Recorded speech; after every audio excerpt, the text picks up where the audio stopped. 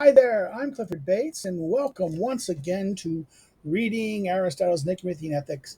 Today we're looking at the last chapter of Book 6, which deals with, Book 6 again deals with the intellectual virtues, the virtues of the mind, and chapter 13 is the last chapter of the Book 6, which again looks at the question to examine virtue, right? It says, what is virtue?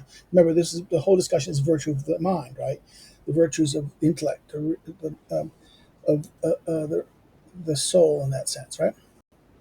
So it must. So let's go on here. So it is necessary to examine virtue, arete, once again.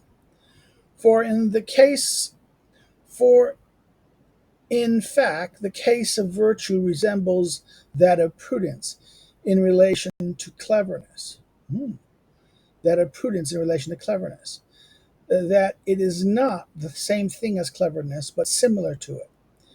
And so also does natural virtue stand in relation to virtue in the ruling sense, the authoritative sense. So, in other words, natural virtue, the virtue that one has naturally, virtue in the authoritative or ruling sense. For all, in other words, so therefore, like the relationship between prudence and cleverness that we just did in the last chapter, same too with virtue and the relationship with natural virtue and virtue in the ruling a ruling sense, kero sense. For all people are of the opinion that each of the several characteristics or trait is in some way present by nature. So, in other words, some traits, several of the characteristics are present by nature. We are we are just inclined to be moderate. We are just inclined to be moderate and are courageous and the rest immediately from birth. But nevertheless, we are seeking something else, namely the good in the authoritative sense. And such a thing as are present in us in another manner. So therefore, these and such things are also. So therefore, some things are going to be in us present, but what we seek. But nevertheless, we seek something else, something, namely the good in the ruling sense, the authoritative sense. Such things are present in us in another manner. For in both children and beasts, the natural characteristic of presence, but they are manifestly harmful in the absence of intellect. In other words, you have the characteristic, but without the intellect, nous, without nous, which seems to can be harmful. In other words, but they are manifestly harmful. Children and beasts have it, but have the natural characters are present, but they manifestly harmful in the absence of the intellect, the noetic, the nous, in that sense. Yet this much does not seem. Yet this much does seem to be seen, that just as a strong body without eyesight will end up stumbling with considerable force because it is without sight, so it is the case. So also in this case of having the natural virtues in absence of intellect. In other words, if you don't have the metaphor is that intellect is like a sight. It's like the sight of the soul. You gave the metaphor earlier. The sight of the soul, knowing the eye of the soul, to see the thing of that thing. Intellect. We talked about this earlier in that two chapters. The intellect is this ability to the noetic in that sense to see the arche, the beginning points, the starting point of the end of which action is, but also in other words, the axioms of of epistemic things, but also the axioms of logic of the derivatives, starting point of derivatives, of demonstrate things that you're demonstrating, or action, knowing the ends of which why action is to be done. Right. It's going back here. So therefore, the natural virtue is like the person who, if you don't have the intellect, you don't have sight. It's therefore the metaphor he uses is the strong body, but without eyesight, he stumbles because he's not going to have that, right? But if someone gains intellect, his actions will alter accordingly. And the characteristic he possesses, though similar to what it was, will then be virtue in the authoritative sense. So therefore, in other words, it's the possession of it plus intellect. This is when it becomes virtue. The virtue is the characteristic, plus intellect. This makes it virtue in the ruling sense, right? So it's there in the natural sense, but in the authoritative sense, it needs to have intellect. It will be virtue in the authoritative sense with intellect. As the result, just as there are two forms of what is just as there's two forms of what is concerned with the formulation of opinion, namely cleverness and prudence, there are also two. There are two of that which is concerned with moral character, namely natural virtue and virtue in the virtue in the authoritative sense. And of these, virtue in the authoritative sense does not arise in the absence of prudence. In other words, prudence and intellect are kind of connected to each other, right? So therefore, you can have natural virtue, but without intellect, that's natural virtue. You just have the character. That can be just the character. You have the good character, but you're not going to be prudent. You need, in other words, in the absence. In other words, but virtue in the ruling sense, in this ruling sense, requires prudence. So it is that some people assert that all the virtues are kinds of prudence, and Socrates used to investigate it correctly in one respect, but in another respect he erred. So, in other words, some people say all the virtues are kinds of prudences, and Socrates used to investigate it correctly in one respect, but in another respect he erred. For he erred when he supposed that all the virtues are kinds of prudence. But he spoke nobly when he said they do not exist in the absence of prudence. Okay, in other words, he erred when he says that the virtues are kinds of prudence. They're not. So he's wrong on that.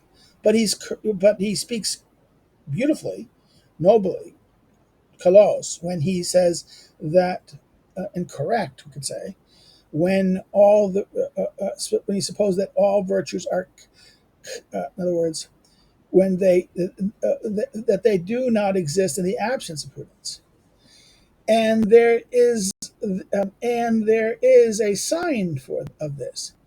For even now, when we define virtue, while speaking of the given characteristic and the things to which it is related, they set down in addition the character in accord with correct reason, right? The character in accord with reason. And the reason that accords with prudence is correct. In other words, the logos that accords with prudence is correct. Indeed, all seem somehow to divide that such characteristic is virtue, namely that the one that accords with prudence. So therefore, this is that with correct reason. So there's one sense is correct reason prudence then in that sense. But he's going to say here, but one ought to make a small change. For virtue is not only the characteristic that accords with correct reason, but also the one that accompanied but also the one that is accompanied by correct reason. And prudence is correct reason concerning such sort of things. So it's not only, in other words, it's not only it is not only characteristics that accord with reason, but also the one that accompanied by correct reason. So it's not with the one that's in agreement with it, but also that is along with, accompanied by it. And prudence is correct reason concerning such sort of things. Socrates used to suppose that the virtues are reasoned account, logoi. They are logoi. He supposed that the virtues are reason. He supposed that all are kinds of episteme, right? Where he supposed that they were all kinds of scientific knowledge, right? But we hold that they are accompanied by reason. In other words, they're not reasoned accounts. So that's again, in other words, that they're not. This is where Aristotle says virtues are not reasoned accounts. They're accounts accompanied. But we hold that they are accompanied by reason. They're along with. In other words,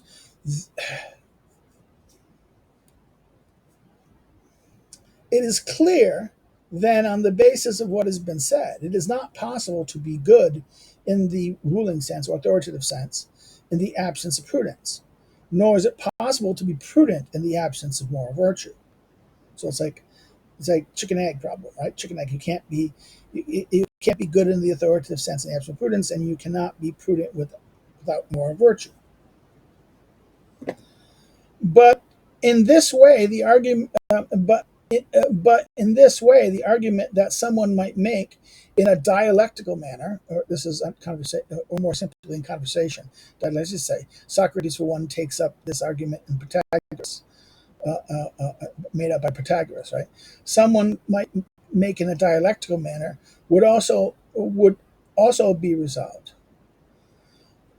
but in the way the argument that someone might make in a dialectical manner would also be resolved to the effect that virtues are separate from one another.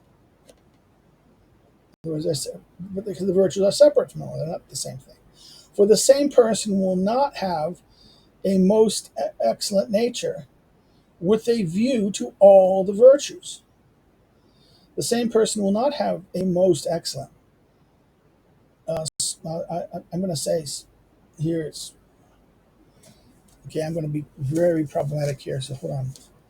Again, this is where I always worry about, our friend. What is excellent here?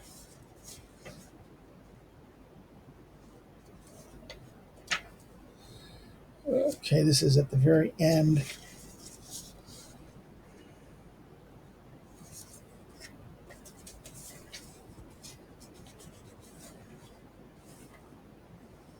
.45, 35.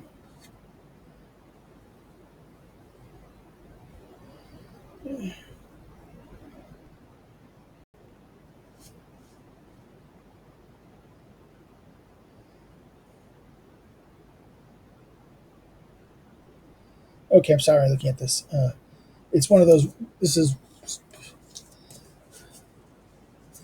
so literally. It is virtuous. It's of arete. Okay, I can see this. Eesh. So excellent nature or good nature with a view to all the virtues. In other words, the same person will not have a most excellent nature or complete nature with a view to all the virtues. So the same person will not have have all the virtues, a total nature, a single nature, a most excellent nature with regard to all the virtues, so that he will have one virtue while not having another. In other words, so therefore the same person will not have a most excellent view in that sense. They'll have one virtue, not another. This can happen in the case of natural virtues, of the natural virtues.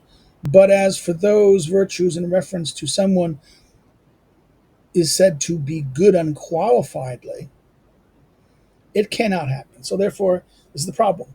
If the naturally good, you might have some people have this one and this one and this one. But if they're going to be talking about the good person unqualifiedly, they cannot have some and not the other. For all the virtues will be present when the one virtue, prudence, is present. So once you have prudence, the prudent man, he will have all the. So therefore, this is interesting. Therefore, a prudent man will have all the virtues in that sense. You know how to achieve them in that sense. They will be, in other words, for all the virtues will be present when the one virtue, prudence, is present. And it's clear that even if prudence were not bound up with action, it would be needed on account of its being the virtue of the part of the soul, virtue of a part of the soul. In other words, it's even if it was not tied with action, it was because it's part of the soul. Even if it's not bound up with action, uh, it would be needed on account of its being the virtue of a part of the soul. It is clear, too, that there will be no correct choice in the absence of prudence, nor in the absence of virtue. Nor, in other words, there would no choice, no correct choice. In other words, without virtue, there'd be no correct. Without absence of prudence, there'd be no correct choice, nor in the absence of virtue. For the latter makes one carry out the end, carry out to do or fashion, preton. This striking line has to occasion some commentaries which seem to suggest that virtue prompts us to carry out or do the end of virtue, while prudence is responsible for making clear to us the means appropriate to the ends of virtue, which is not chosen but given. Right, this is the whole point, to do. So therefore, that's the distinction this commentary makes. In other words, that virtue prompts us to carry out or to do, while prudence makes responsible for making clear us the means appropriate to the end of virtue that virtue wants, that virtue itself does not give. So, for the latter makes one carry out the end, virtue, right? The former, the things conductive to the end, so that how to get to it. So, virtue gets us to do the end, to do this, but prudence gets us to see to get to the end. For the latter makes us carry out the end, to do, the execute, to do it, to makes one do the end.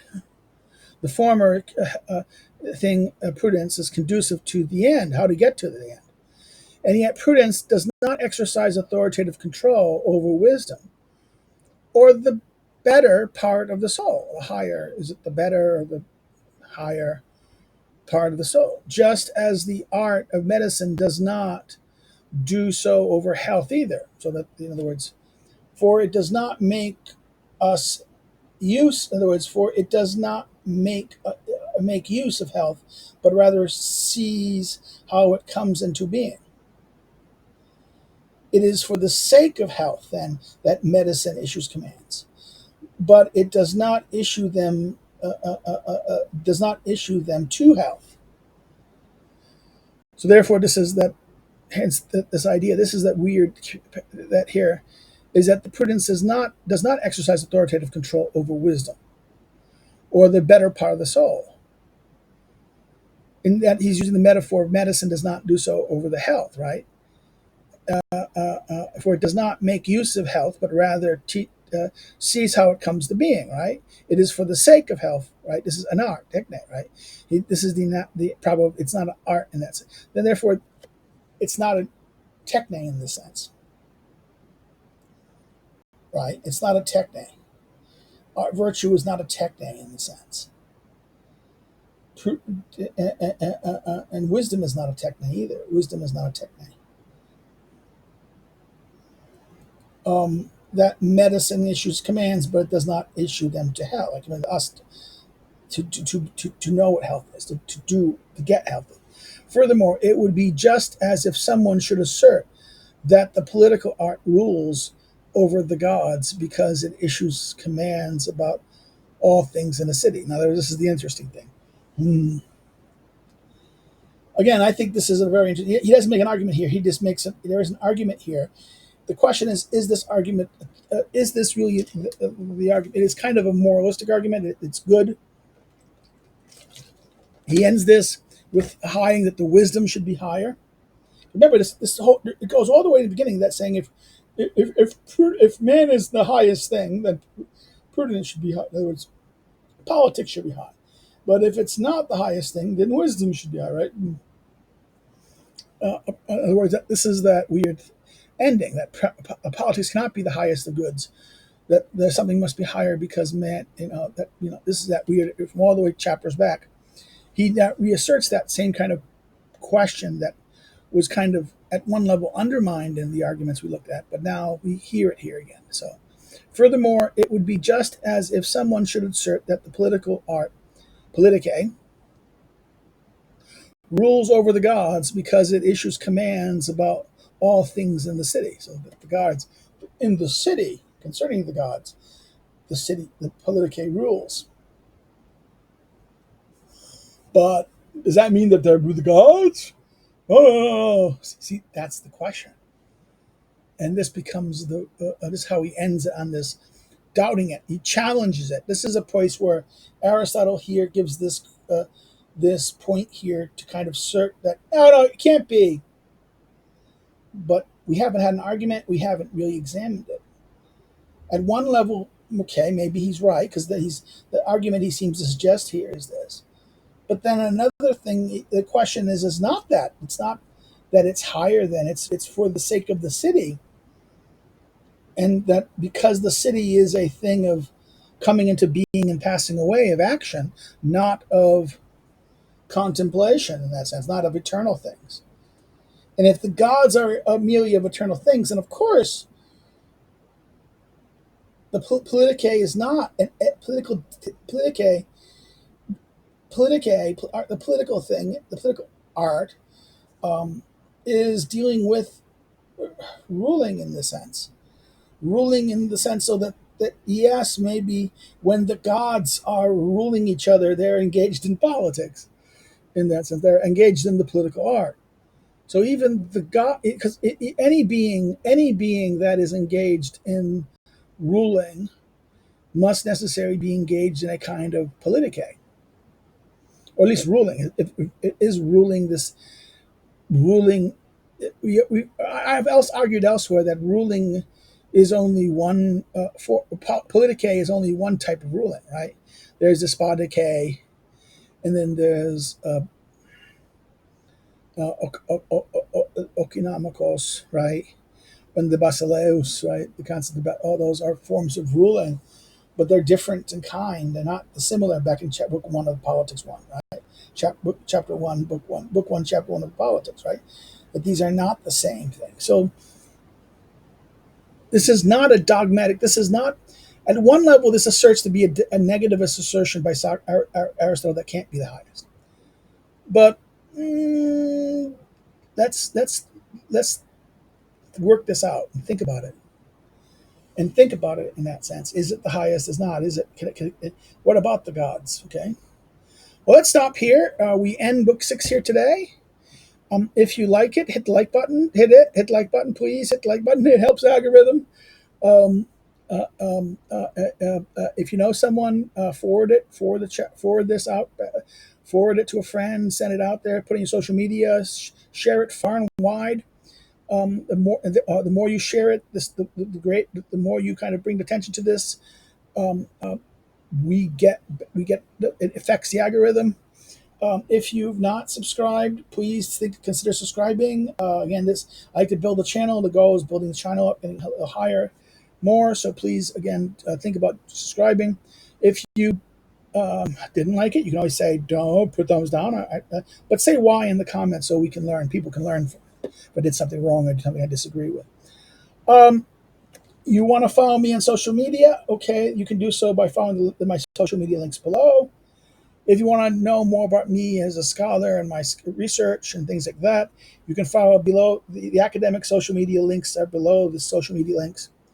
And if you want to assist me in doing what I do, by financially in some ways, you can do so through Patreon and Subscribestar. The links are below. Or you can buy one of my books. There's 3 books available on there that currently are still available. The book titles are below. You can order them through your bookstore, local bookseller, just like that, or you can do it through an online bookseller like Barnes & Noble, Amazon, or Libris. or whatever means you can order them through that. Or if you want to order them by the publisher directly, please, you can do that as well. Some publishers better than others. If you're going to look at the notebook for Aristotle's Politics, if you're studying the politics, and you need a good guide, and look at the notebook for Aristotle's Politics and buy it from Lulu, because if you buy it by Lulu, I will get the money that the bookstores will get. Okay, so please consider doing that. Well, take care, and next time we see, we'll look at book 7, which looks at self-restraint and lack of self-restraint. Take care. Bye bye.